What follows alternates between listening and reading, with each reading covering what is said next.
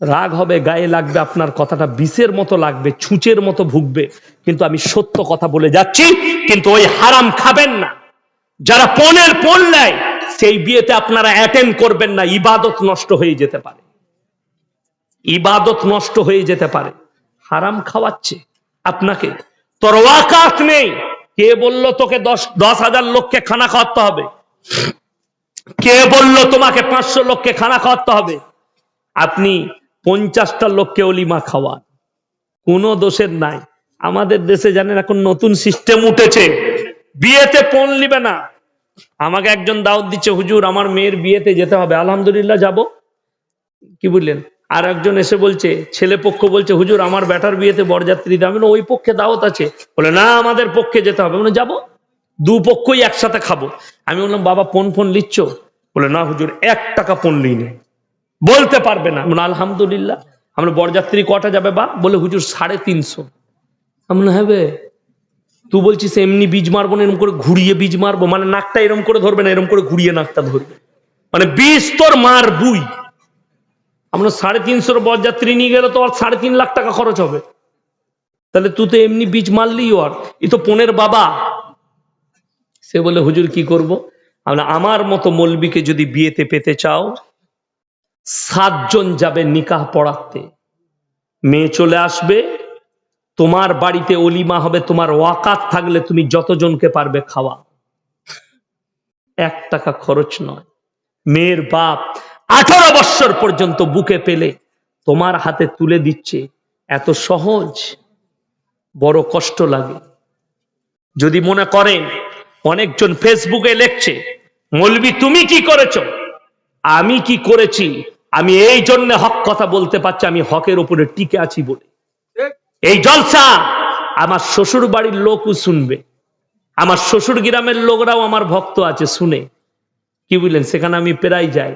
আমি গেলে আমার বাপন ভাই বলে একজন আছে মসজিদ কমিটিতে, তাদের মসজিদ আমার শ্বশুর গ্রামে তৈরি হচ্ছে, আমি আছি, সাথে থাকি। তো গেলে আমাকে স্পেশাল চা খাওয়ায়।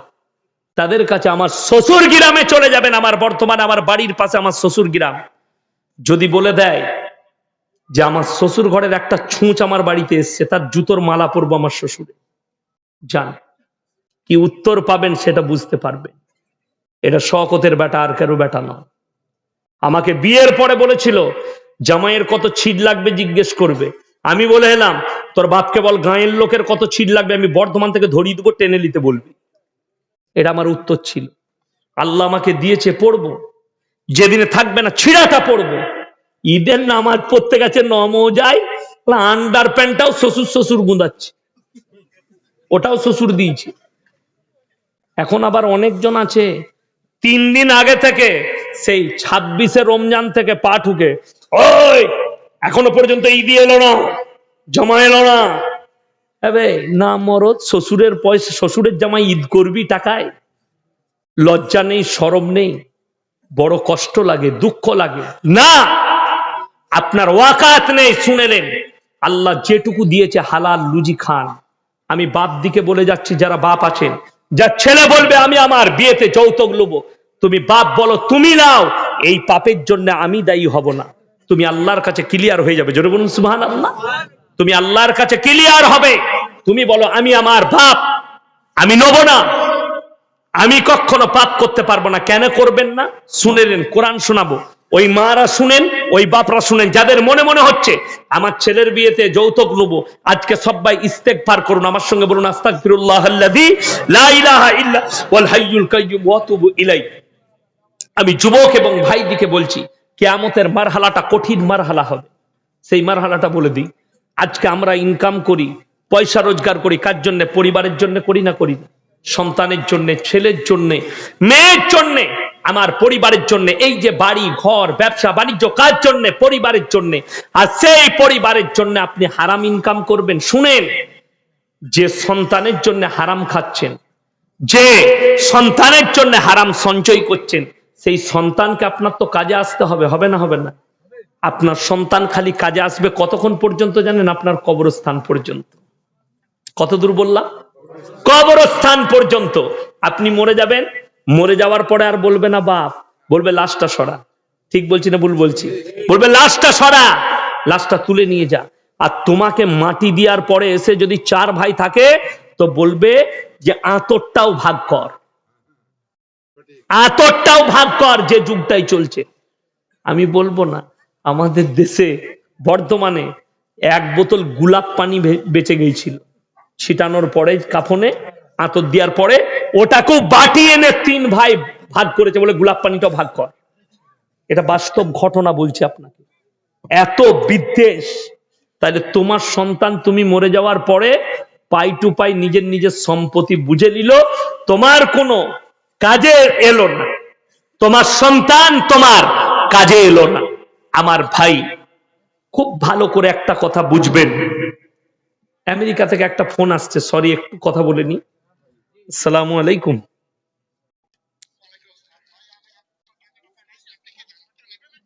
আপনি হোয়াটসঅ্যাপ করে দেন নম্বরটা, আমি মেহফিল চালাচ্ছি এখন। না ঠিক আছে, আলহামদুলিল্লাহ। সালাম। আমার ভাই ওই জন্য মওত কবর পর্যন্ত। এরপরে কোরআন শুনেলেন। আমার ভাইয়েরা, আমার মায়েরা, বোনেরা, আমার আল্লাহ রাব্বুল আলামিন কোরআনের সূরা লুকমান শেষ রুকু আমার আল্লাহ নকল করলেন, ইয়া আইয়ুহান নাসুত্তাকু রাব্বাকুম ওয়াখশাউ ইয়াওমান লা ইয়াজজি ওয়ালিদুন আন ওয়ালাদি ওয়ালা মাউলুদুন হুয়া জাযিন আন ওয়ালিদিহি শাইয়া। হে আমার বিশ্ব নবী, তাদেরকে বলো সেই দিনকে তারা যেন ভয় করে, যেদিনে বাপ বেটার কোনো উপকার আসবে না, বেটা বাপের কোনো উপকারে আসবে না, কেউ কারোর জন্য এতটুকু উপকার করতে পারবে না। আমার ভাইরা, অপর জায়গায় আমার আল্লাহ রাব্বুল আলামিন বললেন, ইয়াউমা ইয়াফিরুল মারউ মিন আখি ওয়া উম্মিহি ওয়া আবি ওয়া সাহিবাতিহি ওয়া বানি লিকুল্লি ইমরিইম মিনহুম ইয়াউমাইদিন শানুন ইউগনি। হে আমার বিশ্বনবী, বলো কিয়ামতের দিনে স্ত্রী স্বামীর কাছে ছুটে যাবে, স্বামী বলবে দুনিয়াতে আমার কোনো স্ত্রী ছিল না, স্ত্রী বলবে স্বামী ছিল না, বাপ বলবে বেটা ছিল না, বেটা বলবে বাপ ছিল না, মা বলবে বিটি ছিল না, বিটি বলবে মা ছিল না, বন্ধু বলবে বন্ধু ছিল না, কেউ কারোর জন্য সেদিনে এতটুকু বোঝা বহন করবে না। আমার ভাইরা, আমার আল্লাহ রাব্বুল আলামিন অপর জায়গায় বললেন, আতিহিম ইয়াউমাল কিয়ামাতি ফারদা। যে সমস্ত ভাইরা বাপের ওপরে, মায়ের ওপরে, মৌলবীর ওপরে, পীর ফকিরের ওপরে যারা বিশ্বাস করে রেখেছে, তারা কান খুলে শোনো, কিয়ামতের দিনে আমার আল্লাহ রাব্বুল আলামিন বললেন, আতিহিম ইয়াউমাল কিয়ামাতি ফারদা। সেদিনে আমার কাছে মানুষ হাজিরি দিবে, তখন একা একা হাজিরি দেবে। আপনারা ঝান্ডা টাঙাবেন লম্বা করে, একটা ফিস্টন করে। এইগুলো হচ্ছে সব সুজাপুর, মালদার, মোসেমপুরের লোক দিয়ে ঝান্ডা নিয়ে যাবেন তো কিয়ামতের দিনে। তাহলে চিনতে পারবে ফেরেশতারা মোটামুটি এরা জলসা করে হলো, ইয়াসিন সাহেব ছিল আর আমাকে ডেকে নিবে। আমাদের দেশের কিছু ছেলে মনে মনে করেছে হুজুর দিকে জলসাই দাওয়াত দিচ্ছি, কিয়ামতের দিনে বলবে দেখা হলে, হুজুর মনে পড়ছে না মুসিমপুরে গেলেন, দেশি মুরগি দিয়ে ভাত দিলাম আর কাজু কিশমিশ। আমি বলবো হ্যাঁ হ্যাঁ মনে পড়ছে, দাওয়াত দিলি বটে, খেলাম। তো এক কাজ কর, আমরাই তো ম্যানেজার বে জান্নাতের, একটু ফাঁক করার ঢুকে পড় নাকি। তুমি যাত্রা পেয়েছো, 3 ফাঁক করবে আর ঢুকবে। ওইটা মমতা খালার মিটিং এ হবে আর যাত্রায় হবে, জান্নাতে জায়গা পাবে না, বেরিয়ে সুজা করে দিবে ফেরেশতারা, চল साइड में चलो, यहाँ ना मौलवी चलेगा ना कोई चलेगा। आतीहिम यौमल कियामती फरदा। जब हमारे सामने तुम आओगे, একেলে একেলে आओगे, তোমরা সবাই নিজে নিজে হাজিরি দিবে। কোরআন শোনালাম, কেউ কারোর জন্য যারা পরিমাণ বোঝা বহন করবে না। আমার নবীজি সাল্লাল্লাহু আলাইহি সাল্লাম কিয়ামতের বর্ণনা দিচ্ছেন। মা আয়েশা সিদ্দিকা রাদিয়াল্লাহু তাআলা আনহা হাউ হাউ করে পর্দার মধ্যে কাঁদছেন, সাহাবীরা বসে আছেন, সাহাবীদের চোখে পানি, মেয়ে ছেলে সাহাবী যতগুলো ছিলেন সকলের চোখে পানি। শুনেলেন আল্লাহর হাবিব সাল্লাল্লাহু আলাইহি সাল্লামকে বলছেন, ইয়া রাসূলুল্লাহ, হযরতে মা আয়েশা সিদ্দিকা রাদিয়াল্লাহু তাআলা আনহু বলছেন, ইয়া রাসূলুল্লাহ, বড় কষ্টের বিষয় আপনি বললেন কিয়ামতের দিনে নারী পুরুষ উভয়ে উলঙ্গ অবস্থায় থাকবে, শরীরে কাপড় থাকবে না। সেই অবস্থায় নারীদের ইজ্জতের কি হবে? কে বলছেন? মা আয়েশা সিদ্দিকা রাদিয়াল্লাহু তাআলা আনহা বলছে, ইয়া রাসূলুল্লাহ, আমাদের কি হবে ইজ্জতের?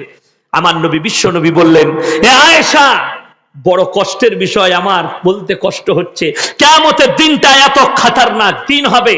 কেউ কারোর দিকে একটা সেকেন্ড, একটা মুহূর্ত তাকাবার সময় পাবে না। একটা সেকেন্ড মুহূর্ত তাকাবার সময় পাবে না। আল্লাহ হিসেব নিবেন কিয়ামতের দিনে, বড় ডেঞ্জার হিসেব। অনেকের মনে মনে হবে যারা পাপ করে আল্লাহ হিসেব কি করে নিবে এতগুলো মানুষের। হযরত আদম আলাইহিস সালাতু ওয়াস সালাম থেকে শুরু করে কিয়ামতের সকাল পর্যন্ত এত হাজার হাজার কোটি মানুষ, আল্লাহ তাদের হিসেব কি করে নিবেন? আমার আল্লাহ রাব্বুল আলামিন কোরআনে বললেন, ইকরা কিতাবাক কাফা বিনাফসিকাল ইয়াউমা আলাইকা হাসিবা। হে আমার ভাইরা, আমার মায়েরা, বোনেরা, আমার আল্লাহ রাব্বুল আলামিন প্রত্যেকটা নারী পুরুষের হাতে তাদের আমলনামা ধরিয়ে দেবেন। আর আমার আল্লাহ বলবেন, ইকরা কিতাবাক কাফা বিনাফসিকাল ইয়াউমা আলাইকা হাসিবা। তোমরা পড়ো, নিজের নিজের হিসেব তোমরা নিজের মুখেতে দিয়ে দাও। তোমরা সবাই নিজের নিজের মুখে তোমার নিজের হিসেব গুলো বলো, কোথায় পাপ করেছো পাই টু পাই, সেকেন্ড টু সেকেন্ড লেখা থাকবে সেখানে। আমাদের দেশের লোক মনে করে আমরা পাপ করি, কেউ দেখতে পাই না। আল্লাহ কিয়ামতের দিনে একদল নামাজিকে দাঁড় করাবেন। কদল বললাম? একদল নামাজি। আর আমার আল্লাহ জিজ্ঞেস করবেন, তোমরা কেমন নামাজি মুসল্লি ছিলে? তারা বলবে, আল্লাহ আমরা 5 কাতারে নামাজ পড়েছি, দারুণ ভালো লোক ছিলাম, রমজানের 30টা রোজা রেখেছি, বড় বড় উপকারী ছিলাম। আমার আল্লাহ রাব্বুল আলামিন বলবেন, চুপ করে যাও। আল্লাহ কোরআনে বলেছেন, কিরামান কাতিবিন ইয়ালামুনা মা তাফালুন। প্রত্যেকটা নারী পুরুষের কাছে আমি 2 জন করে ফেরেশতা নিযুক্ত করেছি। কিরামান কাতিবিন, কাতিব মানে হচ্ছে যারা টাইপ করে করে লেখে, তাদেরকে কাতিব বলা হয়। এটা ফেরেশতাদের নাম নয়। প্রত্যেকটা নারী পুরুষের কাছে 2টো করে ফেরেশতা আছে, তারা হচ্ছে কাতিব, যারা টাইপ করে করে ভালো মন্দ পাপগুলো রেখে রাখবেন। আমার আল্লাহ রাব্বুল আলামিন কিয়ামতের দিনে এই সমস্ত ফেরেশতাদিকে ডাক দেবে, হে আমার ফেরেশতা মণ্ডলী, আমার এই বান্দাদের সমস্ত ডায়েরিটা নিয়ে এসো, আমলনামা নিয়ে এসো। খোলা হবে। প্রথমেই ডান দিকের ফেরেশতা বলবেন, আল্লাহ মসজিদে 5 কাতারে নামাজ পড়েছে। বাঁ দিকের ফেরেশতা বলবে, চুপ করে যাও, মসজিদে সুজাপুরে 5 কাতারে নামাজ পড়লে হবে কি? লুকিয়ে লুকিয়ে বাজারে গিয়ে লটারির টিকিট কেটেছে। লটারিওয়ালা মাল আছে না নাই নামাজি? দাদা আছে।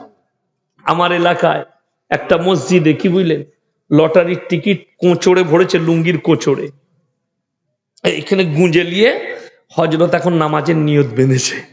কি বুঝলেন, একটু সিজদায় উঠা বসাতে একটু টানা ছিড়া হয়েছে, মালটা খুলে পড়ে গেছে লটারির টিকিটটা। তার পেছনের কাতারে যে দাঁড়িয়ে ছিল সে মালু লটারিওয়ালা, সে কত পরেজগার বুঝেলেন। সে যখন সিজদায় গিয়েছে দেখছে লটারি মালটা সিজদাতেই কুড়িয়ে পড়ে বললিছে। বুঝতে পারছেন কত পরেজগার? গিয়ে দোকানে মিলিয়েছে, নামাজের পরে দেখছে লেগে গেছে 12,000 টাকাটা ক্যাশ করে লিছে। এরপর ই মাল খুঁজে বেড়াচ্ছে, লটারি গেল কোথায় আমার। সে তখন দেখে যে কোঁচড়ে ছিলাম, সে খোঁজ লিয়েছে, আসরের নামাজে আমার পেছনে কে ছিল, খবর পেয়েছে ও ছিল। তার মানে ও লটারিওয়ালা মান করে দিচ্ছে, ভাই টাকাটা কোথায় বল, তোমার পেছনে ছিল, লটারিটা পড়ে গেছে মসজিদে। সবাই জেনে গেল দুটোই নামাজি, দুটোই লটারিওয়ালা মাল। কথাটা বুঝতে পেরেছেন না পারেননি আমার ভাই? এরপরে আবার ডান দিকের ফেরেশতা বলবে, আল্লাহ রমজান মাসে 30টা রোজা রেখেছে, বড় দান ধ্যান করেছে। বাঁ দিকের ফেরেশতা বলবে, চুপ করে যাও, দান ধ্যান করলে হবে কি? লোকের মেরে লোককে দান করেছে, লোকের মেরে লোককে দান করেছে। অনেকজন জিজ্ঞেস করে, হুজুর সরকারের মাল মেরে নিয়ে লোককে দান করলে চলবে না? সরকারের মালটা সরকারের বাপের লয়, কমের মাল, তোমার জানা নাই। মশলাটা ভালো করে পড়বে। মৌলবীদের পাশে ওই জন্য উঠা বসা করতে বলছি। তুমি নেতা হতে পারো, মন্ত্রী হতে পারো, পশ্চিম বাংলায় লয়, ভারতবর্ষের যতগুলো সম্পদ আছে এগুলো মোদিজির বাপের সম্পত্তি লয়, কমের সম্পত্তি। সমস্ত হিন্দু, মুসলিম, জৈন, বৌদ্ধ, খ্রিস্টান ভারতের যত নাগরিক আছে সকলের সমান অধিকার আছে। যতটা মোদিজির অধিকার আছে ততটা আপনার।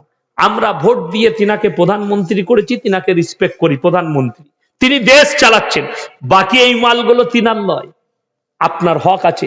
যদি অপব্যয় করে, আমানতের খেয়ানত করে, আল্লাহ ছাড়বেন না। যেই হোক যদি কমের মালকে কেউ খায়, লেখে নিয়ে যা, মন্ত্রী হও, নেতা হও, যা হবে হও, যদি গরিবের হক মেরে খায়, আমার আল্লাহর কাছে রিহাই পাবেন না। তোমার পরিবারকে পাপ ভোগ করতে হবে, তা না হলে তোমাকে ভোগ করতে হবে, আর তোমাকে কিয়ামতের দিনে পাই টু পাই হিসেব লাগবে, যেহেতু তুমি গরিবের মালকে মেরে খেয়েছো। এরপরে বলবে ডান দিকের ফেরেশতা আল্লাহ, তারা বড় পরোপকারী ছিল। বাঁ দিকের ফেরেশতা বলবে শুনে নাও, ওপরে উপকার করেছে, তলাতে গুঁজা মেরেছে। গুঁজাটা বুঝিয়ে দিই।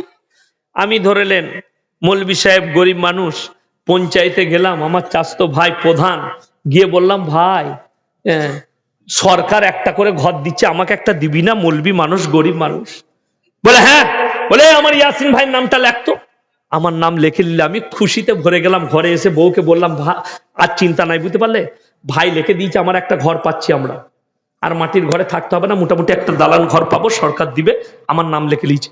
আমি কিন্তু যখন পঞ্চায়েত থেকে বেরিয়েছি, বলছে শালার নামটা এক্ষুনি কাট কেটে দিয়েছে, ও আমি কিন্তু জানি না, ও আমার সামনে নামটা লিখে দিলে, আমি বেরিয়েছি, চালিয়ে দিয়েছে, কেটে দেওয়ার নামটা নাই। তারপরে 3 মাস পরে সবারই ঘর চলে এসছে, আমার বাড়িটা নেই। আমি গিয়ে বললাম ভাই কি গোলমাল হলো, আমারটা এলো না কেন? কি জানি শালারা কি গোলমাল করেছে, ও আর বলছে না যে আমি শালা গোলমালটা করেছি। এর নাম হচ্ছে ওপরে বলে তোমার উপকার করলাম, পেছনে খুঁচা। ওপরে উপকার, তলাতে গুঁজা মারছে। এরপরে আল্লাহ বলবে তোমরা এরপরে কি বলছো বলো। মানুষ এত নেমো খারাপ, তারা বলবে আল্লাহ মনে হচ্ছে জানো এই আমল নামাটা আমার নয়, আমি ভদ্র ছিলাম। আল্লাহ বলবেন হে আমার ফেরেশতা মণ্ডলী শুনে নাও, এদের আমল নামাগুলো সরিয়ে দাও। এরপরে আল্লাহ বলবেন হে আমার বান্দারা শোনো, এরপরে যদি তোমার নিকটবর্তী আত্মীয়রা সাক্ষী দেয়, তখন তোমরা কি বলবে? আমার ভাইরা, আমার মায়েরা, বোনেরা, তখন তারা তাকিয়ে তাকিয়ে দেখবে আমার জন্য আমার বিবি সাক্ষী দেবে না, আমার মা বাবা, আমার পরিবার না, আমার সন্তানকে সাক্ষী দেবে। আমার আল্লাহ রাব্বুল আলামিন সঙ্গে সঙ্গে বললে ওরে নেমো খারাম, তোমাদের যারা সব থেকে নিকটতম আত্মীয়, শোনো তোমরা কেন আমার কোরআনকে জিজ্ঞেস করনি? কোরআন সূরা ইয়াসিন আমার আল্লাহ রাব্বুল আলামিন বললেন আল ইয়াউমা নাখতিমু আলা আফওয়াহিহিম ওয়া তুকাল্লিমুনা আইদিহিম ওয়া তাশহাদু আরজুলুহুম বিমা কানু ইয়াকসিবুন। আজকে আমি তোমাদের জবানগুলো সেলাই করে দেব, জবানে ট্যাব লাগিয়ে দেওয়া হবে, তোমাদের হাত কথা বলবে, তোমাদের অঙ্গ প্রত্যঙ্গকে কথা বলার যোগ্যতা দেব। এরাই হচ্ছে তোমার সব থেকে নিকটতম আত্মীয়। এরপরে তোমরা কেমন করে অস্বীকার করবে? আমার ভাইরা, আমার মায়েরা, বোনেরা, যারা পাপ করেন, যারা গুনাহ করেন, তারা কান খুলে শুনেলেন। শত চেষ্টা করেও আপনার পরিবার, আপনার গ্রামে, আপনার মৌলবীর কাছে, আপনার বাপের কাছে, মায়ের কাছে নিজের পাপগুলো লুকাবেন। আল্লাহর কসম, আমার আল্লাহর কাছে লুকাবার কোনো লাইন নেই, তুমি নিজের মুখে প্রকাশ করবে। অপর জায়গায় আমার আল্লাহ রাব্বুল আলামিন সূরা আল ইমরান প্রথম পৃষ্ঠা আমার আল্লাহ রাব্বুল আলামিন নকল করলেন ইন্নাল্লাহা লা ইয়াখফা আলাইহি শাইউন ফিল আরদি ওয়ালা ফিস সামা। হে আমার বিশ্বনবী, তুমি পৃথিবীর মানুষকে বলো আসমান আর জমিনের মধ্যে যা কিছু আছে কোন জিনিসটাই আমার আল্লাহর কাছে গোপন নেই। জোরে বলুন সুবহানাল্লাহ। তোমরা অন্তরে কথা বলো, আমি আল্লাহ শুনতে পাই। তোমরা আমার কাছে কোন জিনিসটা লুকাতে চাও? একটা মানুষও কিয়ামতের দিনে নিজের পাপকে লুকাতে পারবে না। ওই জন্য আমি আমার মায়ের দিকে অনুরোধ করব, ওই যুবক, ওই বাবা দিকে অনুরোধ করব, যারা নিজেদের স্ত্রীর পেটের বাচ্চাকে নষ্ট করে খালি খাওয়াবো কি করে ভেবে। দুটো ছেলে আছে, আর একটা হয়ে গেলে তাকে মানুষ করব কি করে? আরে তুমি নামাজ পড়ছো, তোমার আল্লাহর প্রতি ভরসা নেই? আপনারা হয়তো অনেকে জানেন, উলামারা জানবেন, যারা বর্ধমান ডিস্ট্রিক্টে, আপনাদের মালদা ডিস্ট্রিক্টে ছেলেরা পড়াশোনা করেছে, আলেমরা। বর্ধমানে একজন বিজ্ঞ কারি ছিলেন, কারি মুজাম্মেল হক সাহেব মরহুম, মারা গেছেন। তিনার 23টা ছেলে মেয়ে, 2টো স্ত্রী। জোরে বলুন সুবহানাল্লাহ। 23টা, তার মধ্যে 4টা মেয়ে, তাইলে ছেলে কটা? 19টা। 19 জনই হাফেজ আলেম কারি। জোরে বলুন সুবহানাল্লাহ। এবং ওই 4টা মেয়েও হাফিজা আলিমা। জোরে বলুন সুবহানাল্লাহ। 23 জনই যোগ্যপূর্ণ। আমি কারি সাহেবের লেগে দোয়া করি আল্লাহ জান্নাতি করুক। জোরে বলুন আল্লাহুম্মা আমিন। এবং 6টা ছেলে কাতারের ভালো ভালো পজিশনে আছে, ইমামতি করছে, কলেজে পড়ায়, সেখানে ভালো টিচার, আল্লাহ যোগ্যতা দিয়েছে 6টা সন্তানকে। কি বললেন? আমার আমার একটু দূর সম্পর্কে আমাদের আত্মীয় হচ্ছে, কি বললেন, সব ছেলেগুলোকে যোগ্যপূর্ণ আল্লাহ করে দিয়েছে, সবাই খেতে পাচ্ছে। রুজির মালিক তাহলে কে? আল্লাহ। কারি সাহেবের 10 বিঘে বাপের জমি ছিল না, ছেলেদিকে মানুষ করেছে, মাদ্রাসার বেতন পেয়েছে তখনকার যুগে 200, 300, 100 টাকা বেতন। সেই থেকে ছেলেদিকে কষ্ট করে আলিমে দিন, হাফিজে কোরআন করেছে। আপনারা ভাবতে পারবেন না, অনেক ভিখারির ছেলে ডাক্তার মাস্টার হচ্ছে, হচ্ছে না হয়নি? হয়েছে। তাহলে রুজির মালিক কে? আল্লাহ। কে করতে পারে? আমি গত পরশু আমার বর্ধমান টাউনে জলসা ছিল, একদম পোপার টাউন। তো রাতের বেলায় আমার একজন নার্সভূমের বন্ধু আছেন, নার্সভূমের মালিক নাসির ভাই, খতিব ভাই, বীরভূমে বাড়ি, একজন বর্ধমানে, আমাকে দাওয়াত দিয়েছিল, হুজুর আপনি আমাদের এখানে খাবেন দাওয়াত স্পেশাল। 2টো খাসি করেছিল আমার জন্য। আমি বিরিয়ানি 5 বছর ছেড়ে দিয়েছি খাওয়া, আমি রাঁধতে পারি, খাওয়া ছেড়ে দিয়েছি। তো আমার জন্য আলাদা রান্না করেছিল, সাদা ভাত খেলাম। তো আমার কাছে এসে বসলো একজন ডাক্তার সাহেব, মোল্লা জিল্লুর রহমান সাহেবের ছেলে, ভালো নিউরোলজিস্ট ডাক্তার, অল্প বয়সী ছেলে, দিনদার। আমি দোয়া দিলাম, আল্লাহ তোমাকে আরো উঁচু করুক, আরো বড় করুক। কি বুঝলেন? ভালো লাগলো, একটা আলেমের ছেলে ডাক্তার। কেউ ভাবতে পারে তার আব্বা মসজিদে ইমামতি করতো, মাদ্রাসায় পড়াতো, ছেলেকে আল্লাহ বড় ডাক্তার করেছে। আমি আরো দোয়া দিয়েছি, আল্লাহ আরো বড় করুক, আপনাকে আরো উপরে নিয়ে যাক। গরিবের ছেলে, ওই জন্য রুজির মালিক হচ্ছে আল্লাহ। কার ছেলেকে কি করব আমি ভাবতেও পারবেন না। আমি যখন আমার প্রথম জীবনে ফারেক হয়ে আসি, বর্ধমানে খাগড়াগড় মাদ্রাসায় শিক্ষক ছিলাম। আপনারা খাগড়াগড় কাণ্ড শুনেছিলেন না শুনেননি? অনেকজনকে অ্যারেস্ট করেছে এনআইএ। খাগড়াগড় যেখানে বোম ব্লাস্ট হয়েছিল, অনেকজন অ্যারেস্ট হয়েছে, মালদার একটা ছেলেও অ্যারেস্ট হয়েছে ওই কাণ্ডে। আমাদের ওখানে তালিত স্কুলের মাস্টার ছিল, তাকে অ্যারেস্ট করেছে। যাই হোক, আমি ওই মাদ্রাসার শিক্ষক ছিলাম। আমার জীবনে প্রথম বোম্বে আদায়ে গেলাম মাদ্রাসার কালেকশন করতে। আব্বা বলল পরিচিত পরিচিত লোক আছে, যাবে। একজনের কাছে গেলাম, বড় দাতা, পয়সা আছে। গেলাম, কোন মাদ্রাসা? আমি বলি এটা আমার আব্বার মাদ্রাসা নয়, আমি একটা অন্য মাদ্রাসায় থাকি বর্ধমান টাউনে, সেই মাদ্রাসা। কি ভাষা বললো জানেন আমাকে? তখন আমি ইয়ং, একদম এই বাবুর মতো, তখন আমার বয়স অল্প, ফারেক হয়েছি, রক্ত গরম আমার। কি বলল? আরে মৌলবীরা সব নিজে নিজে মাদ্রাসা খুলছে, বাপ বেটা একটা করে, আর নিজেদের পেট চালাচ্ছে। আমার তখন অল্প বয়স, আমার সহ্য করার ক্ষমতা নাই, কিন্তু আমি নিজেকে কন্ট্রোল করলাম, নিজের জুবানকে কন্ট্রোল করলাম, বেরিয়ে এলাম।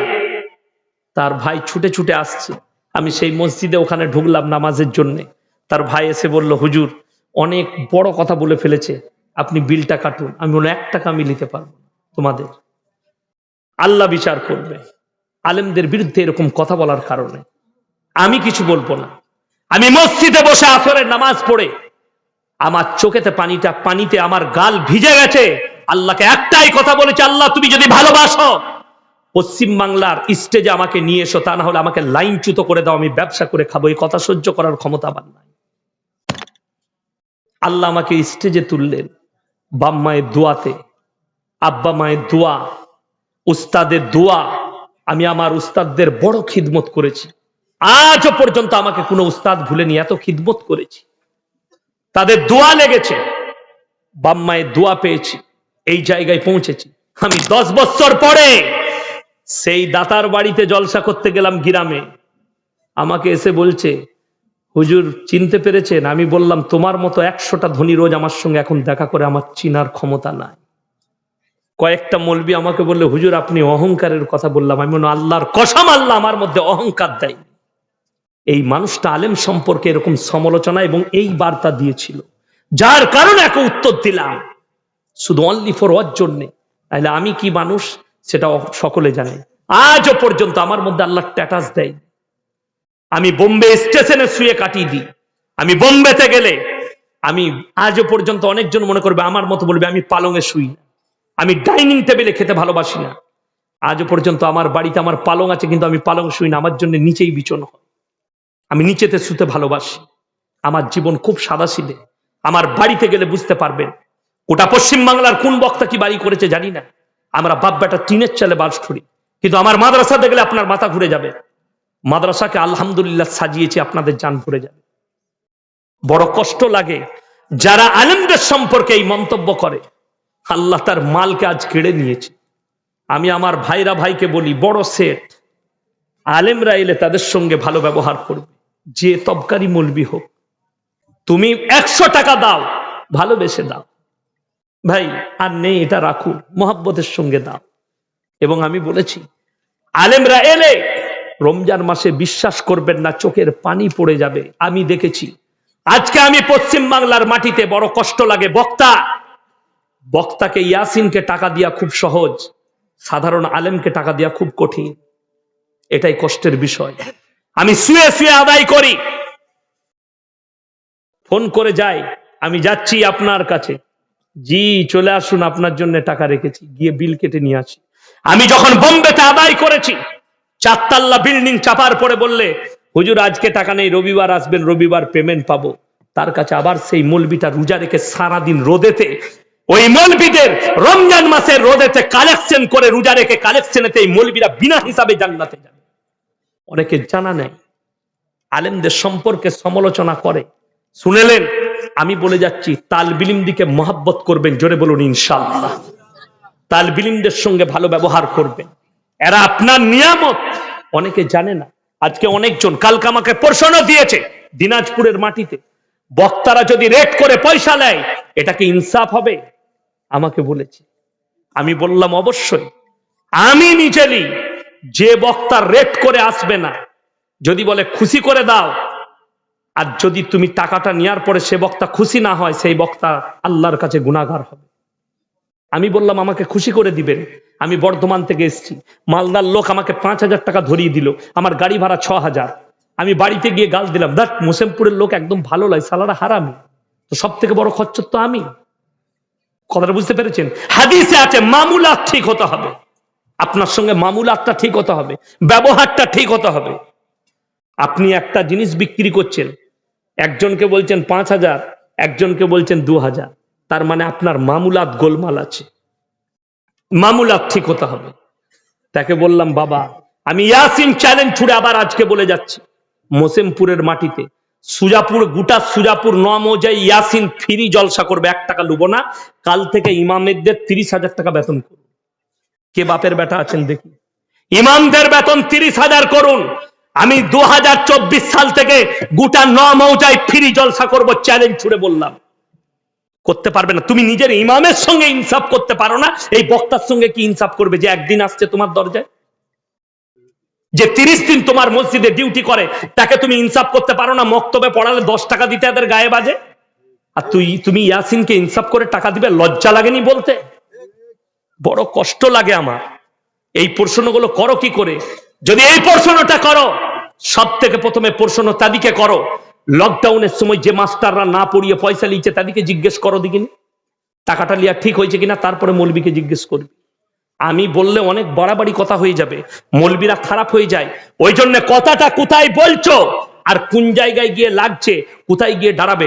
আমি চ্যালেঞ্জ ছুড়ে আবার বলে যাচ্ছি, যারা বলছেন দিনের খিদমত করতে এসছেন, পয়সা দিবেন কেন, তাদেরকে বলছি, শোনো, তুমি কতটা দিনের খিদমত গুজার সেটা আমি দেখবো। আমার মাদ্রাসায় 2টো বাবুর্চির প্রয়োজন, 3 মাস ফ্রি রেঁধে দিয়ে আসবেন, 1 টাকা দেবো না।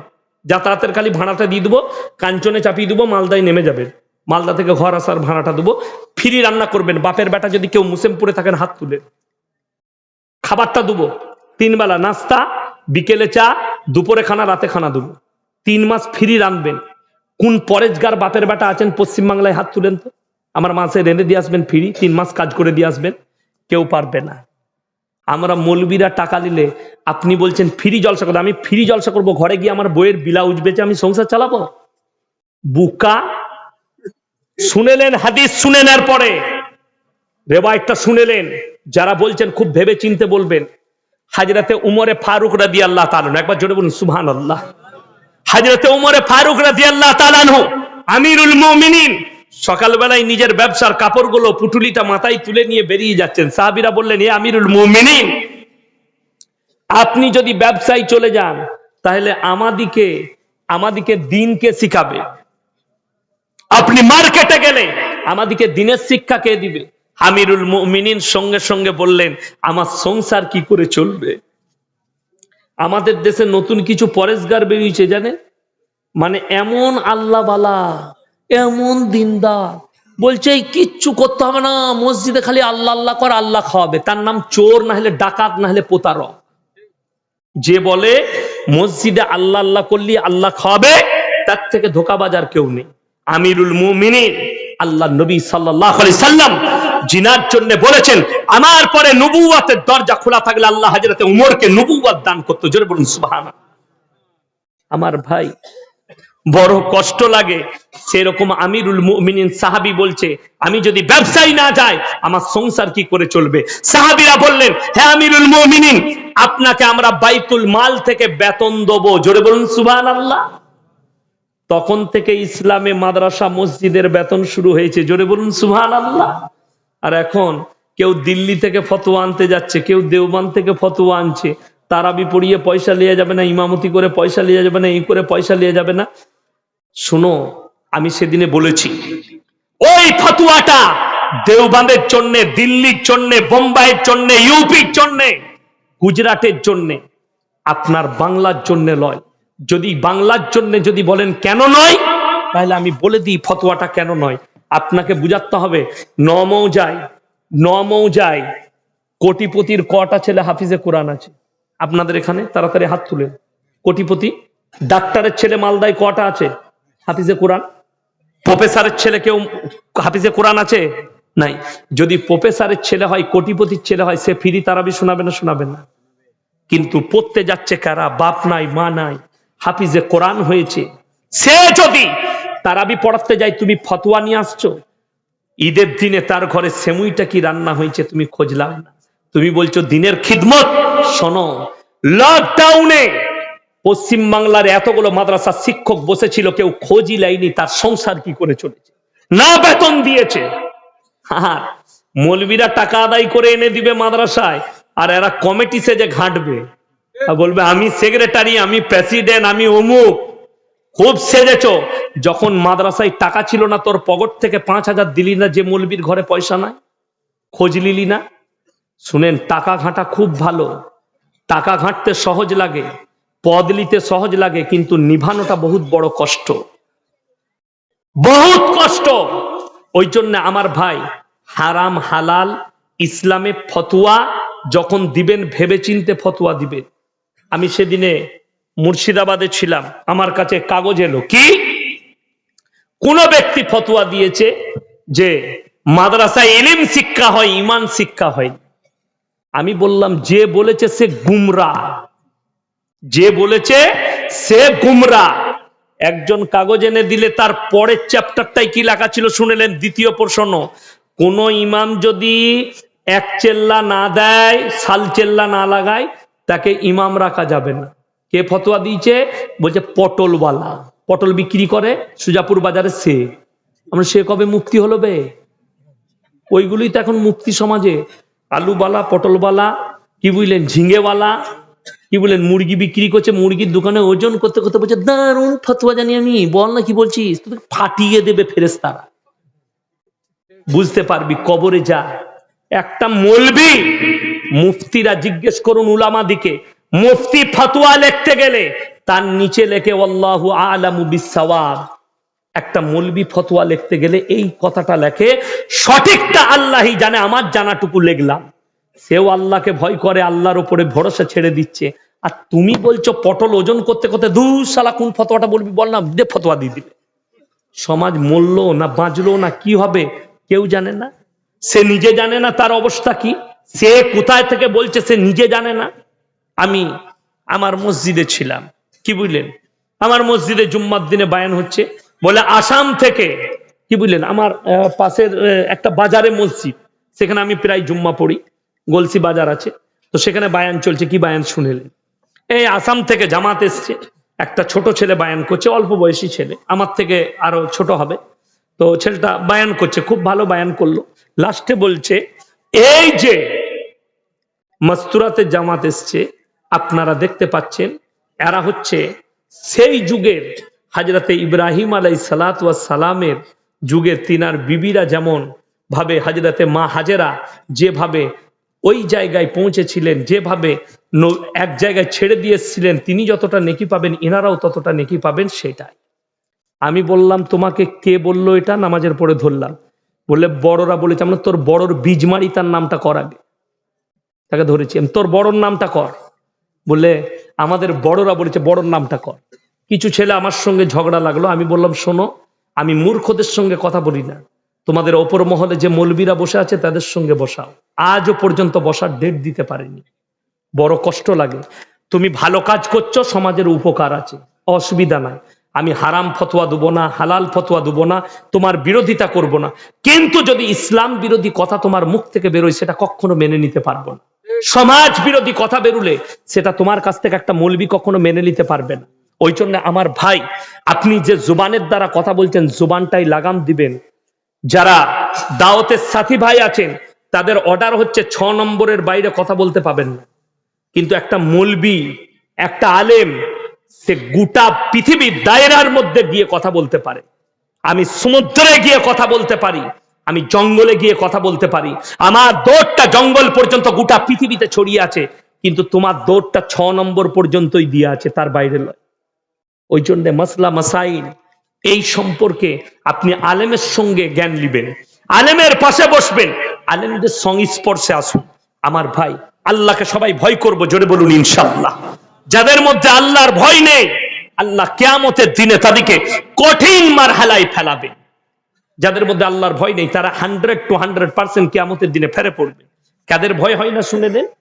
যারা পাপটাকে নেকি মনে করে। আজকে মানুষ কিন্তু সুদ খায় কি মনে করে? ভালো কাজ মনে করে। মুসলমান সুদ খায় না খায় না? সুজাপুরে 100টা বার করে দেব, সুজাপুরে 100টা বেরোবো, কেউ বলছে 1000টা বেরোবো। ঠিক বলেছেন। আমি তো জানি না, আপনারা ভালো জানবেন। সুজাপুরের মানুষ, আমার ভাই, একবার সুদ খেলে নিজের মায়ের সঙ্গে 70 বার ব্যভিচার করার সমান গুনাহ হবে, হাদিসে আছে। আপনি ভেবে দেখুন সেই পাপ কি পাপ করছেন। শুধু তাই নয়, আমাদের দেশের লোক, আমি কালকে বলেছি আজকে আবার রিপিট করে যাচ্ছি, 100টার মধ্যে 98টা মুসলমান নামাজ পড়েও জাহান্নামে যাবে। যদি বলেন কেমন করে, তার প্রমাণ দিয়ে যায়। নামাজ পড়ে অথচ মা বাবাকে ভাত দেয় না, নামাজ পড়ে ভাইয়ের হক মেরে খায়, নামাজ পড়ে সুদ খায়, নামাজ পড়ে লটারি কাটে, নামাজ পড়ে বিবির উপরে অত্যাচার করে, নামাজ পড়ে লোকের গীবত চুগলি করে। আমাদের দেশে তো প্রত্যেকটা মসজিদের বাইরে একটা করে চেয়ারের মতো করা আছে, আপনাদের এখানে আছে নাকি জানি। আবার চায়ের দোকান আছে কোন কোন গ্রামে মসজিদের বাইরে। ফজরের নামাজ পড়ি কিছু মুসল্লি আছে সেইখানে বসে গীবত শুরু করে। গীবত, কার বিটি পালি গেছে, কে ধরা পড়েছে, কে বেরিয়ে গেছে, এই গল্প বলে শুনেছি, বেরিয়ে চলে গেছে। এবার তোর নামাজটা ওখানেই শেষ হয়ে গেল। তুমি নামাজের পরে তসবিহ করবে। যদি বলো মসজিদে তসবিহ করা হয়ে গেল, কোরআন পড়া হয়ে গেল, কি করবে? বাড়িতে চলে যাও। বিবি নামাজে মুসল্লায় আছে, 1 কাপ চা করুন, 2 কাপ চা করেলেন, প্লেটটা নিয়ে গিয়ে বিবির কাছে নামান, কই গো বিস্কুটটা নিয়ে এসে, আমি চা করেছি, দুজন মিলে খাই, কি বুঝলেন? কিন্তু না, ওইখানে তো গল্প হবে না, চায়ের দোকানে। আমি বলছি যারা ফজরের নামাজ পড়ে, কোরআন পড়ে, তসবিহ তেলাওয়াত করে বিবির সঙ্গে এক বিছানায় বসে চা খাবে, ওই বিবির মুসল্লায় বসে চা খাবে, নেকি পাবে। জোরে বলুন সুবহানাল্লাহ। আমাদের মুসলমানদের আদর্শ আলাদা, বিবির সঙ্গে আলাদা ব্যবহার, প্রেমিকের সঙ্গে আলাদা ব্যবহার, কি বুঝলেন? বউ ফোন করছে, কোথায় আছে? সুজাপুর বাজারে। হ্যালো, তুমি ভাত খাবে না? তাড়াতাড়ি চলে এসো, রেডি হয়ে গেছে। রাখ ফোনটা, আমি এখন ব্যস্ত আছি, কাজে, পরে করবি। বউ। আর যদি প্রেমিক ফোন করে, ওরে বাবা রে, হ্যালো, কেমন আছো তুমি, আই লাভ ইউ, কোথায় খাবে বলো? মালদায় ফোন ধরেছে, সুজাপুরেও ছাড়ে না। এর নাম হচ্ছে নেমো খারাপ। বিবির সঙ্গে শুনেলেন, পর নারী হচ্ছে হারাম। কেন হারাম বলে দিই, কোরআনে আছে, ইল্লা আলা আজওয়াজিহিম আও মা মালাকাত আইমানুহুম ফাইন্নাহুম গায়রু মালুমিন ফামান ইবতাগা ওরা যালিকা ফাউলাইকা হুমুল আদুন। তোমরা তোমাদের স্ত্রীর সঙ্গে ভালো ব্যবহার করো, স্ত্রী ছাড়া যদি অপর নারীর সঙ্গে সম্পর্ক করো তোমরা হবে সীমা লঙ্ঘনকারী, আর সীমা লঙ্ঘনকারীকে আমি আল্লাহ লাল ঘরে জাহান্নামে ভরে দেবো। স্ত্রীর সঙ্গে সবাই ভালো ব্যবহার করবো, জোরে বলুন ইনশাআল্লাহ। স্ত্রী এমন একটা দৌলত, এমন একটা আল্লাহ দিয়া নিয়ামত, আপনি অনুভব করতে পারবেন না। আচ্ছা বলুন, যদি সুজাপুর বাস স্ট্যান্ডে লোকের বইয়ের সাথে গল্প করেন, ভেতরটা কি হবে? খালি হাওড়া আর শিয়ালদা, দাপ দাপ। কেউ দেখলেন কি? কেউ দেখলেন, খালি একবার করে কথা ঠিক বলছি না ভুল বলছি? চারিদিকে তাকাবে, খালি ভেতরটা দাম দাম করবে। কেউ দেখলেন নাকি? আমার পাড়ার লোক দেখছে নাকি? কিন্তু যদি সারা রাত বিবির সঙ্গে গল্প করো, পৃথিবীর কেউ সমালোচনা করবে না, তোমার পাড়ার কেউ বলবে না সারা রাত বিবির সাথে গল্প করছিল। বিবির ঘর থেকে বের হলে পুরুষরা শোনো, আমার যুবকরা, বিবির কপালে চুম্বন দিয়ে বের হও। আমার নবীজি সাল্লাল্লাহু আলাইহি সাল্লাম বাড়ি থেকে সফরে বেরুলে বিবিদের কপালে চুম্বন দিতেন, জোরে বলুন সুবহানাল্লাহ। আর আমাদের দেশের ছেলেরা সকালবেলা, এই আমি আসছি, ভাত রেডি করবি, বেরিয়ে চলে গেল। কোনো মহব্বতের কথাও নাই, কিচ্ছু নাই। দুটো ভালো কথা বলো, আসছি।